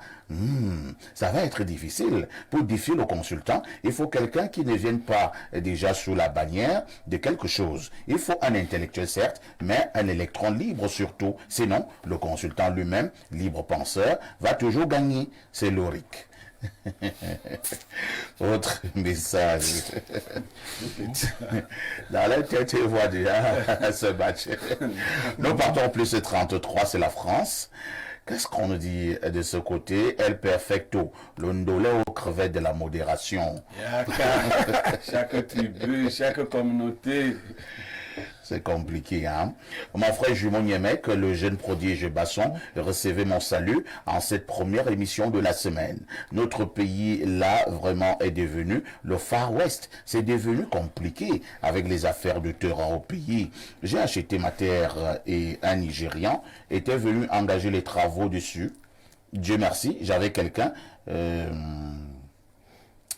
Quand il m'a appelé pour me demander si je suis au pays, quand j'ai dit non, il m'a mis au parfum. Je suis arrivé 2 jours après pour dégager ça. Le gars veut arracher le terrain parce qu'il sait qu'il est plus fort. C'est dommage. Le petit pousseur de Mbopi. Autre message très rapidement. Ce jour, nous prenons le plus 39. Et là, nous sommes du côté de l'Italie. Bonjour Perfecto, il faut dire à cette dame qu'elle doit faire la campagne pour dégager ce régime qui ne protège pas les plus faibles. C'est toujours pour le problème de terrain là. Oh, ouais. Et là, il faut dégager tout un régime. Bonjour à vous sur le plateau. Vous êtes très mignon ce matin. C'est Claudia depuis Douala. Pour moi, cette femme doit être bien prête pour accueillir ces messieurs la prochaine fois et... le doser correctement. Il va nous dire s'il a le droit de faire cela. Autre message ce jour. Alors, nous allons du côté du... Oh là là, je voulais d'abord prendre plus 229. Hein. Il a fui. Lisons donc un autre. Bonjour, le Paul Biya de la modération, la force de l'expérience. Les 2 bagues... les 2 quoi? Les 2 bagues sous. Il parle des bagues Qu'est-ce que vous avez avec il parle des l'artifice bagues de Brice Ngaba. Il dit que ça ressemble à de la sorcellerie. Pour la dénonciation, cette femme doit vendre ce terrain aussi et qu'elle vende tout rapidement. C'est Gétro et El Certificateur depuis Mendon. Elle ne va pas vendre. Il faut d'abord qu'elle ait des documents qui la rendent propriétaire. On ne vend pas seulement. Oui, c'est pour cela que... Sinon, elle va faire une mauvaise vente. C'est pour cela que l'acheteur ne peut même pas venir investir, puisque lui-même achète... Et pourquoi est-ce qu'on devrait la forcer à vendre si elle ne veut pas vendre? Nous partons à 229. Il s'agit de quel pays là? Le Bénin. Le Bénin. Bonjour, parfait. J'ai suivi votre émission hier et je me conforte dans l'idée que Elimbi Lobe est une bénédiction pour sa famille et le Cameroun. Je ne suis pas chrétien, je suis de culture vaudou. Cependant, ce monsieur dégage de la probité, de l'honnêteté, de la droiture. Et j'aime bien quand il s'appuie sur sa Bible. Mais ce n'est qu'un détail, car toutes les religions promeuvent l'amour et la bonne conduite. En ce 21e siècle, où tout part en déliquescence, il démontre qu'on peut encore garder son humanité pour un monde plus juste. On peut s'accomplir sans s'avilir, en volant, en trompant, en mentant, en brimant. Bravo, monsieur Elimbi Lobé. Ce sont des gens comme vous qu'on doit décorer dans les ordres de mérite et non des voyous en cravate qu'on voit souvent. C'est François d'Assise depuis le Bénin qui envoie le message. Si je peux lui dire quelque chose. Nous sommes sur les plateaux de télévision et hors des plateaux de télévision, nous avons des contacts humains avec certaines personnes. Je vous rassure, Elimbi Lobé est vraiment quelqu'un de bien. C'est quelqu'un d'entier. Rien à voir avec beaucoup de comédiens qui parlent à la télé et qui après se mettent à rire eux-mêmes de ce qu'ils ont dit. Ils disent j'ai bien joué mon rôle, non. Ils sont devenus des acteurs. Quand il finit, vous retrouvez là, il dit j'ai joué, hein. Je crois que le comité central est On va content. m'appeler. Alors, allons au 225, c'est la Côte d'Ivoire qui est présente ce matin. El Perfecto recevez le shalom de Dieu, toi et ton riche panel. Cette jeune dame aura gain de cause car Espace Miné a fait son travail de dénonciation pertinente et la justice suivra. Permettez-moi une note plus personnelle, s'il vous plaît, El Perfecto. Juste vous exprimer ma profonde gratitude du fait de m'avoir accompagné durant mon congé médical. Et oui, vous l'ignorez certainement, en juin 2023, j'ai été victime d'une maladie agressive et invalidante. C'est pendant mon traitement qu'au détour d'un zapping aléatoire, je vous ai découvert. J'ai été... alors... Qu'est-ce qu'il dit là? Il était dans un grand témoignage. Hein? Dans un zapping dont aléatoire, je vous ai découvert. J'ai été ainsi pour la deuxième fois victime, mais cette fois-ci d'un coup de foudre pour Espace Miné. Un vrai délice de vous suivre durant tous ces mois hospitaliers. La maestria del Perfecto, l'aura de l'excellent Blériot, l'ungrinta du virevoltant Bernardo et la vista de vos invités successifs m'ont été d'un apport qualitatif par la grâce de Dieu. Je suis maintenant guéri et reprends dans le service bientôt. Subséquemment, je ne pourrai plus vous suivre régulièrement en direct, mais serai fidèle à la rediffusion des soirs. Merci à vous de m'avoir instruit. Merci de préparer et former l'Afrique des vainqueurs. Merci d'avoir même fait de ma modeste personne un participant à votre belle émission par la lecture et l'appréciation de mes messages. Merci d'aimer votre pays, le Cameroun, par ricochet l'Afrique. Espace Miné mérite une reconnaissance, voire une décoration de l'État, du fait de la riche diversité de vos panels, de la jeunesse des choix, de sujets à débattre et de la profondeur, la hauteur des réponses, des grandes textures factuelles que vous donnez à chaque édition. Tout politicien ambitieux et visionnaire ferait bien de vous suivre fidèlement pour performer et rendre son leadership impactant pour la société. Aussi, il me tarde de vous rendre une visite communale au Cameroun lors de mes prochaines vacances. J'en ai presque les larmes aux yeux en vous écrivant cette note. El Perfecto, très cher des mineurs, merci pour tout. Que le Très-Haut vous bénisse richement, vous et vos familles respectives. Que Dieu bénisse richement Info TV. Merci, merci beaucoup. Vous avez une belle âme. Je vous aime beaucoup. C'est l'afro-optimiste JJ Guy d'Abidjan. Pierre Blériot-Mec, Ben, quand vous suivez un tel message. ça laisse sans voix et ça nous requinque, ça nous ragaillardit, ça nous rassure. Parce que chaque travail a son salaire. Le nôtre, je crois, de manière noble, c'est la reconnaissance, la gratitude. Ceux qui font le sacerdoce avec humilité, avec dignité, ne peuvent que s'attendre à la reconnaissance. Quand ça vient comme ça vous touche. Vous vous dites, bon, mais maintenant, même si je meurs, c'est bon. Parce qu'il y en a qui, même lors de leurs obsèques, on est obligé d'inventer les témoignages. On demande aux gens, toi, tu n'avais rien fait là. Tu te rappelles. C'est-à-dire, on demande à la famille de témoigner. Il n'y a personne pour dire quelque chose de bien. Merci. 10h, 11h52, c'est la mort de l'audience en télévision. À tout de suite pour la suite. Vous avez aimé le mois de janvier avec la CAN. Vous allez adorer le mois de février. Avec Canal+, c'est encore plus de foot avec 100% de l'UEFA Champions League. Plus d'intrigue avec la série du continent, la bataille des chéris saison 2. Plus de créations originales avec le retour du feuilleton. Le futur est à nous. Désormais, le décodeur HD Canal+ est au prix de 5 000 francs à partir de la formule évasion. La parabole et l'installation sont offertes. Et surtout, profitez de votre semaine généreuse en vous réabonnant avant la fin de votre abonnement pour bénéficier tout de suite de 7 jours en plus à la formule supérieure. N'attendez plus.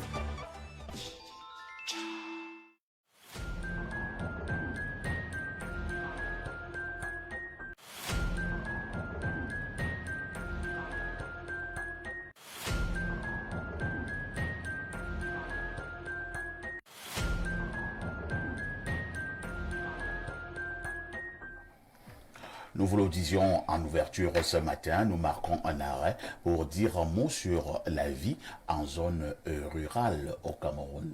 Quel regard posez-vous sur la vie en zone rurale? Je commence par Bertrand Bika. Bertrand, ils sont nombreux qui pensent que vivre au village, c'est la mort. C'est vrai? Non, on va pas être péremptoire comme cela, dire que vivre au village, c'est la mort. Il faudrait dire que chaque environnement a ses opportunités. Ça, il faut le dire de manière claire. Mais de but en blanc, comme ça, on va quand même, on peut affirmer, sans risque de se tromper, que c'est très difficile de vivre dans nos villages. C'est très difficile. Parce que lorsque vous faites de corollaire, même avec les grands centres urbains où il y a même des mécanismes d'accession aux services de base qui sont difficiles. Vous comprenez bien que dans les villages, c'est encore très difficile. Et c'est pour ça qu'il faut convoquer aujourd'hui la notion de décentralisation qui peine à prendre véritablement corps dans notre pays. Aujourd'hui, les territoires doivent pouvoir se développer, doivent pouvoir vivre par eux-mêmes. Mais qu'est-ce qui se passe là-bas, c'est que les populations encore aujourd'hui n'ont plus conscience que c'est elles qui sont le moteur pour le développement et mettent à la tête de leur exécutif communal des personnes qui ne sont pas souvent là pour les aider. Ça c'est de manière claire. Ils sont là pour s'enrichir, se faire plein les poches et passer à autre chose. Et il y a des villages ici, dans le sud aussi du Cameroun, après Samelma, vous imaginez bien que ce pays organisateur, quand Atobé n'a pas parlé de ce pays organisateur, il faut aller là aussi pour comprendre les souffrances des populations là-bas. On ne peut pas avoir des élites comme ça au mètre carré, vous n'avez même pas accès à des adductions d'eau, vous n'avez pas accès aux routes, vous n'avez pas accès à des hôpitaux, vous n'avez pas accès même à des édifices, des écoles qui sont convenables. Ça, on le vit dans nos villages. Mais là-bas, c'est toujours 100% à l'endroit du RDPC. C'est pour ça que je dis qu'aujourd'hui, il faut convoquer même ces 100%. Parce qu'en réalité, je pense que quelqu'un de normalement constitué ne peut pas remettre aux affaires des personnes qui ne l'aident pas au quotidien. Ça, il faut convoquer ça. Lorsqu'on passe autant à affamer tout un peuple, on passe autant à priver les gens de soins de base, action des services de santé de base, et on arrive à la veille des élections pour vous donner 2 ou 3 maquereaux, vous votez, ça pose un problème d'éducation, un problème d'éducation même civique et politique. Et c'est pour ça que les émissions comme celles-ci sont des émissions porteuses. C'est pas que les tribunes sont bonnes. Il faut dire, il faut dire, mettez à la tête de votre territoire. Parce qu'aujourd'hui, qu'on le veuille ou pas, ceux qui dirigent le Cameroun vont vous dire, on vous a dit la décentralisation, Donawa, vous pouvez faire vos choses à votre niveau. Même si on dit je n'ai pas effectif de manière complète, il y a quand même une parcelle de pouvoir qui est arrivée de ce côté-là. Pourquoi? Qu'est-ce qui explique que avec cette implémentation de la décentralisation, aujourd'hui encore, les populations vivent très mal dans nos zones. Ça veut dire qu'il y a forcément un problème de manque de prise de conscience et d'incompétence de leurs élus et de leurs élites. Ça, il faut le dire comme ça de manière claire. Vivre au village n'est pas mauvais par moi, mais c'est difficile. Ça, il faut dire, c'est véritablement difficile. J'étais encore comme il y a un deuil le week-end-ci dans la zone Bassa pour accéder à la maison où on devait inhumer le défunt. C'était un véritable problème. C'était dans quel secteur? Après un dôme, Logbang, c'était à Logbang. Il y a une colline là. La colline là, c'est une colline. Comme un arbre. Une colline, il faut grimper la colline. Vous vous demandez comment les gens font pour vivre ici. Comment ils font pour vivre ici. Il y a tout un arrondissement bien structuré, il y a pas les routes comme ça ici. Ces personnes qui vivent là-bas n'ont accès à rien. Ils ne peuvent même pas être recensés. Si vous arrivez à nous, vous ne pouvez pas croire qu'il y a vivre là-bas. Ils vivent là-bas dans les collines. Ils n'ont pas d'eau là-bas, ils n'ont pas d'hôpitaux, ils n'ont pas d'école. Ils font les 4, 5, 6 mètres, 6 km, 10 km pour revenir à pied. Vraiment, les voitures, vous garez ça au pied de la colline, pour monter à pied. Pour revenir à pied et aller avoir accès, un bout de pain, à une sardine, à l'hôpital, à l'école, ça pose un véritable problème. Mais quand vous convoquez, vous dites, mais c'est les mêmes gens qui sont entraînés, 100% ils gagnent. Mais ils gagnent sur la base de quoi? Parce que la commission ne peut pas expliquer un bilan positif. Gilles Brice Ngaba, dans la majorité de nos zones rurales au Cameroun, il y a un manque criard des éléments fondamentaux. Je pense que Bertrand a commencé à relever certains de ces éléments. Manque de route, Je n'ose même pas parler de l'eau potable, Non, manque Internet. d'électricité. Il y a même Non, pas- l'Internet, c'est un L'Internet, luxe. c'est le luxe. Reste Ainsi le de luxe. suite. Alors, vivre dans ces conditions, dans la majorité des villages au Cameroun, est-ce que ça ne constitue pas un enfer? Bon, je ne dirais pas que ça constitue un enfer, mais je dirais, comme Bertrand Bika, qu'il est difficile de vivre dans nos villages. Qu'ils soient proches ou éloignés de la capitale politique ou de quelques centres, ça pose un véritable problème. Le problème n'est pas seulement les infrastructures de base. Le problème également peut se situer au niveau des facilités apportées par les pouvoirs publics. Bertrand Bika a évoqué quelque chose d'assez important, et d'ailleurs j'étais dans un village à quelques kilomètres de Kola ici, vous imaginez, j'ai vu une école primaire publique. D'ailleurs, ceux qui nous regardent de ce côté reconnaîtront l'école publique en question, avec un enseignant de la CIL au cours moyen 2. Et ce qui tient lieu de bâtiment de ce côté, c'est une toiture, et puis on a fait un mur en porte-poteau. C'est là où le directeur d'école, qui est également le maître principal, se bat. Je dis c'est à quelques kilomètres. Donc c'est un hangar. C'est un hangar. Et c'est là il y a toutes les salles de classe. Il y a toutes les salles de classe et tous les enfants de tous les niveaux.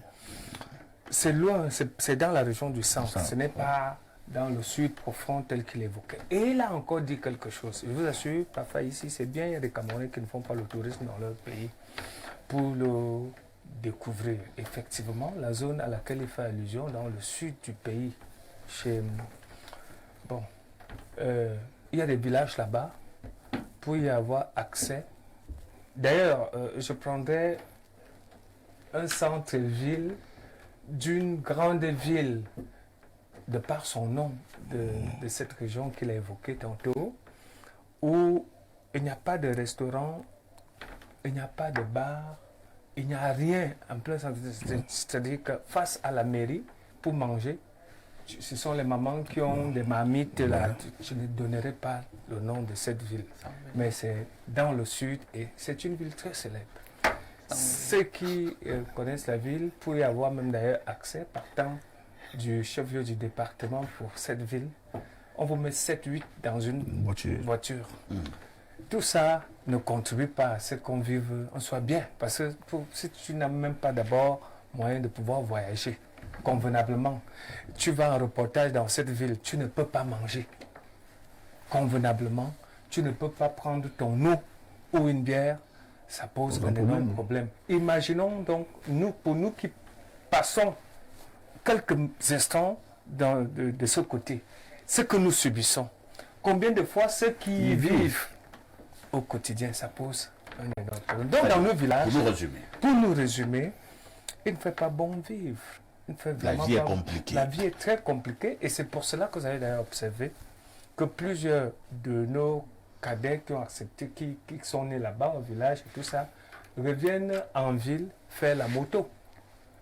La première conséquence de cela, c'est que sur le plan agricole, alimentaire, nous manquons aujourd'hui de plantains, de macabaux. Moi, ça, je sais pas. Il n'y a plus la main-d'œuvre. Il n'y a pas de main d'œuvre. Tous les jeunes maintenant font la moto. Tout le monde est sur la moto. Si Et vous je laissez vous ceux qui raconte prennent une le histoire. Je chute par là, je vais au village. Là, c'était dans le village de ma maman, en comme quelque part là-bas. Et puis, le cousin au village m'attend à manger le plantain ou le macabo. Son épouse me sert du riz. Avec le riz que moi je peux acheter, avec le pain qu'ils ont acheté. Je dis, mais attends, il n'y a pas de macabo ici, il n'y a pas de manioc ici. On dit que non. Ceux qui sont censés le faire conduisent la moto. Et du coup, la grand-mère qui est là est fatiguée, elle ne peut pas, elle, aller vous trouver ce que vous pouvez manger convenablement. Donc, réfléchissons à ce que la décentralisation à laquelle Bertrand faisait allusion soit effective. Et si le président Cyprien Olinga avait été là, je lui aurais retorqué cela en disant faites inscrire les Camerounais sur les listes électorales pour que le 100% auquel il faisait allusion soit la sanction véritable des populations à l'égard ou à l'encontre ou contre ceux qui nous font vivre mal aujourd'hui. Le 100% là, vous savez, ce n'est pas parce que c'est tout le monde qui a voté. Hein. C'est parce que peut-être 2 personnes acquises à la cause sont inscrites sur les listes électorales dans un village de 10 personnes. Ouais. Et lorsqu'ils vont voter, elles vont voter ces personnes. Ça fait le 100%. Donc, c'est quelque chose d'assez pertinent. Nous devons revoir cela dans nos villages. Pierre Bleriot-Niamey, lorsque nous avons tout ce tableau décrit et décrié par Bertrand et même par Jules Brice, on comprend donc bien évidemment pourquoi des phénomènes que l'on a taxés, par exemple d'exode rural, existent depuis de longues années, avec de tels clichés de nos zones rurales. Est-ce que cela peut encore encourager les jeunes à y rester? Mais les bouts disent à Vinavaï. Quand Toi, tu peux pas rester là où il y a l'obscurité permanente, il n'y a pas d'eau, il n'y a... Non. Il n'y a que les moutons. Non. Quand tu Et viens- les serpents. et bien évidemment, aujourd'hui, vous voyez, quand vous voyez les gens à Yaoundé, vous reconnaissez les têtes des villageois, ils sont nombreux. Vous demandez comment les gens s'y sont arrivés à Yaoundé. Ils sont arrivés à Yaoundé comme ça. Il fallait les contenir là-bas. Mais il fallait mettre les services sociaux de base pour les contenir là-bas. La ville, c'est pas pour tout le monde. Aujourd'hui, tout le monde est là. Bon, vous parlez dans votre dénonciation de départ des bandits des mairies là. Oui. C'est des gens normalement. Ils sont, pour dire vrai, C'est la ressource humaine pour c'est la nos ressource plantations. humaine pour les villages, pour les plantations. On doit faire, normalement, on doit faire des plantations géantes et donner de l'emploi à ces gens. Quand ton mari sort, il dit qu'il attrape les moutons en route. C'est quel métier ça? C'est ton mari, toi tu vois ton mari derrière les gens, il attrape les moutons, il tire. C'est sérieux. Mais il pouvait servir. Il arrache le panier des enfants. Le village n'est plus agréable, pas faire ici. Et donc, ce qu'on est en train de faire là est risqué. Parce qu'on va retrouver tout le monde ici. Ça accentue le banditisme et autres. Beaucoup ne partent pas au village parce que allez avec vos enfants au village. Si l'enfant tombe malade, c'est grave. Ah oui, mais vous faites comment? Ne dites pas vous. Vous êtes ici à combien de kilomètres? 40 kilomètres. De Yaoundé. Sur l'axe où vous démarrez, vous revenez à Yaoundé rapidement ou à Bankoum. Mais attends, si tu te retrouves dans un village qu'on décrit comme ce village-ci, et d'ailleurs le carburant n'arrive pas là-bas. Là où il faut aller chercher le carburant, c'est à 5 km de l'heure où tu te trouves à 1500. Ouais, donc c'est des mouroirs. Dieu a donc du travail en zone rurale. Il doit vous protéger de toutes ces maladies. On fabrique là-bas des individus particulièrement forts. Ouais. Non, on ne peut pas faire cela. Et le développement, ce n'est pas de saupoudrer en pleine ville là, des petits trucs. J'aime mon pays, on tourne comme ça, on va. Non, quand on aime son pays, on va dans le fond du pays, le voir. On n'aime pas son pays avec... Non, un truc qui tourne comme ça, et puis l'eau ne donnait avant ça. On part là-bas, on aime son pays. Oui. Bernardo Opasson, la vie en zone rurale au Cameroun nous intéresse ce matin. Quel regard le président Paul Biya nous avait pourtant dit que la terre ne trompait pas. Il voulait faire allusion à l'agriculture. Nous sommes d'accord que nous devons passer à cette agriculture, peut-être même une agriculture un peu plus moderne. Mais lorsque vous irez même faire cette agriculture un peu plus moderne au village, comment vous transportez les vivres? Il n'y a pas de route. Bien sûr, à la vérité, le problème me semble profond. Pourquoi? Nos gouvernants eux-mêmes disent tout le temps, et la Constitution également le prévoit, le Cameroun est un État unitaire et décentralisé. Sauf que dans unitaire, il y a unité. Dans unité, il y a un. Le Cameroun devrait être un. Pas uniquement sur l'aspect territorial frontalier, mais aussi toutes les aires géographiques devraient être reliées. Quand on dit un, c'est qu'on met ensemble différents éléments pour faire un tout.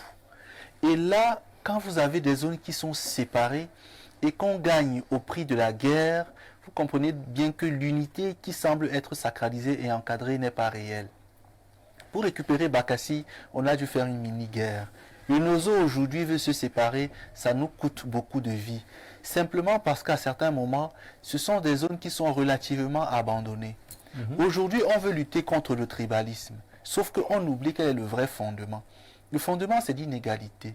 Les gens ont l'impression de n'avoir rien et de voir d'autres avoir tout. Et le fait qu'il n'ait rien les révolte, fait naître en eux un certain sentiment de révulsion par rapport aux autres. Et ça crée donc des dérives parmi lesquelles le tribalisme. Si la plupart des zones de l'arrière-pays se retrouvent à peu près à un niveau équivalent de développement, on aura de moins en moins de comportements tribaux.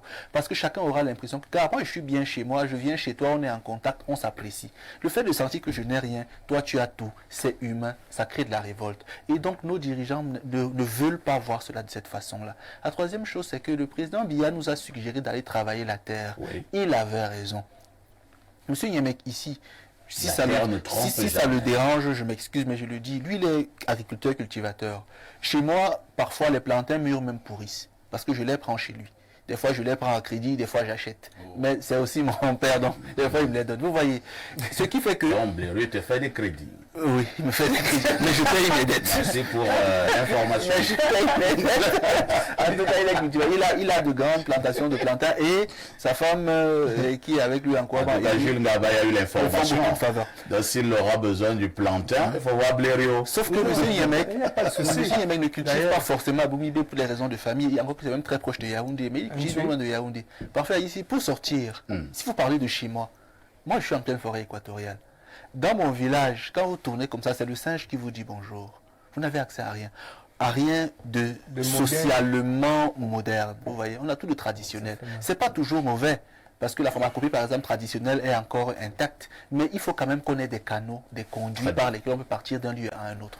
Donc nos milieux ruraux, qui sont aujourd'hui délabrés et qui sont dégradés, en fait, conduisent des personnes à avoir un sentiment de repli, à avoir un sentiment de révolte, et créent donc forcément des inégalités qui vont entraîner plus tard des situations conflictuelles. Merci Bernardo. Disons donc rapidement quelques préoccupations des téléspectateurs. Parfait et Nyemek d'Info TV sont mes enfants les plus aimés, mais les mêmes de l'autre chaîne de tribalistes sont morts. Que Dieu vous bénisse. Continuez dans cette lancée. Papa depuis Douala. J'avoue que je ne sais pas de quoi vous parlez. Bon, moi j'ai compris. Ouais. Toi, tu as compris? Ouais. Moi, je n'ai rien compris. Et là, nous prenons un autre message. Bonjour, parfait Haïti, l'orgasme de la modération. Tu joues quand incroyable.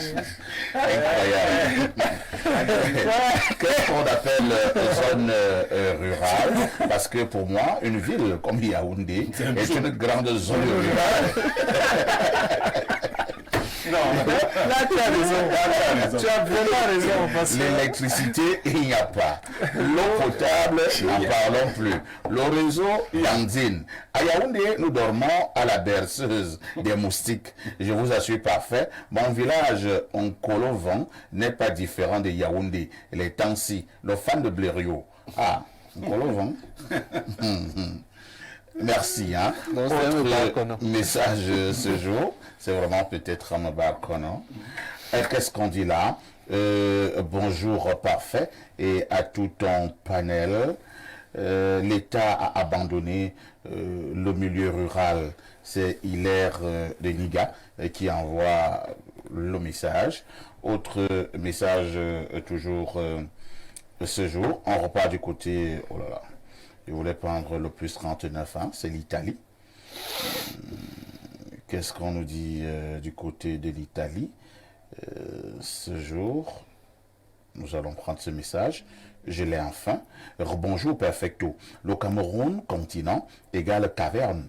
Popole égale Platon. Les villageois vont eux aussi dénoncer comme ils n'ont pas Twitter, électricité chez eux quand ça arrive. C'est un luxe. On prie et on espère que ça va clignoter un soir quand ils entendent que les citadins se plaignent de la qualité des routes. Ils sont surpris et l'exode rural en est la conséquence. Ce Certes, les villages sont sortis de la caverne. Tant pis pour les plus vieux qui vont continuer de vivre pire qu'il y a 70 ans. Si les conditions n'avaient pas été bien réunies il y a 85 ans, dans le village du président, on ne l'aurait jamais connu. Malheureusement, il ne fait pas grand-chose pour ces zones. C'est Ndobo de Ferrara qui envoie justement cette préoccupation. Autre message ce jour. Nous partons au plus 41. La Suisse. Non, le plus 241. Le Gabon. C'est le pays que dirige Brice Clotaire. Brice Clotaire Oligui Nguema, le général. Alors, le plus 40, décidément, on ne veut pas que je lise ce message du Gabon, mais je vais le lire. D'accord, je l'ai. Qu'est-ce qu'on nous dit là? Bonjour parfait, le Mami Wata de la modération. On dirait que l'idée de venir travailler au Gabon ne t'intéresse pas. Mon ami du Gabon, est-ce que c'est comme ça alors qu'on discute des contrats? Donc tu veux que je discute de mon contrat à mon vision à la télé? Hein? Toi-même, sois sérieux. Autre message ce matin. Bonjour illustre panel et félicitations au sage Blériot. L'État a tué la vie au village et qui était notre paradis à nous autres villageois exilés en ville. Apprenons à l'État à viabiliser les zones rurales par une agriculture intensive.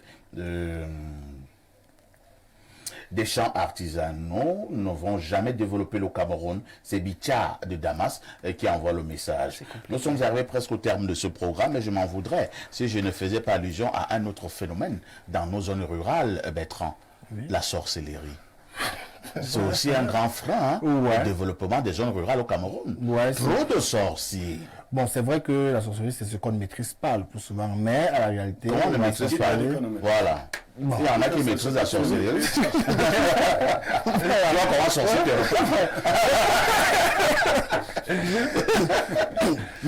mais c'est vrai quand même que le spectre de la sorcellerie plane dans tous nos villages. C'est quelque chose qui fait en sorte qu'on a peur d'y aller. Parce qu'on a l'impression qu'on ne sortira jamais de là comme on est parti. Ouais. Et lorsque personne veut se mettre en danger. Hein, comme on dit, quand on voit ses enfants grandir, quand on veut vivre sa vie, lorsqu'on a l'impression qu'autour de soi, il n'y a que du mal, la prolifération du mal, personne ne veut du bien de son frère. Parce qu'il y a toujours beaucoup de mots qui fusent de partout, notamment une notion de jalousie. Parce qu'il faut dire que la jalousie, c'est un fléau qui a libre cours dans nos villages. Parce que lorsqu'on a l'impression qu'au niveau de la ville, on a l'impression que vous en sortez, vous êtes toujours une cible aussi facile pour les sorciers. Parce que justement, lorsque vous arrivez que vous ne maîtrisez pas, on va faire de vous ce qu'on veut. C'est un véritable frein pour la sorcellerie. Ça, s'il faut le dire, c'est vrai. Gilles Brice Ngaba, ne faisons pas dans la fine bouche. Le phénomène de sorcellerie dans nos zones rurales au Cameroun a causé d'énormes pertes dans nos villages. Je suis allé dans certaines zones reculées du pays où vous avez pratiquement des villages entiers qui ont été rasés. Des jeunes entre 15 et 25 ans et 35 ans, presque tous sont morts. Quand vous vous posez la question de savoir qu'est-ce qui n'a pas marché, on vous dit qu'on les a mangés à la sorcellerie.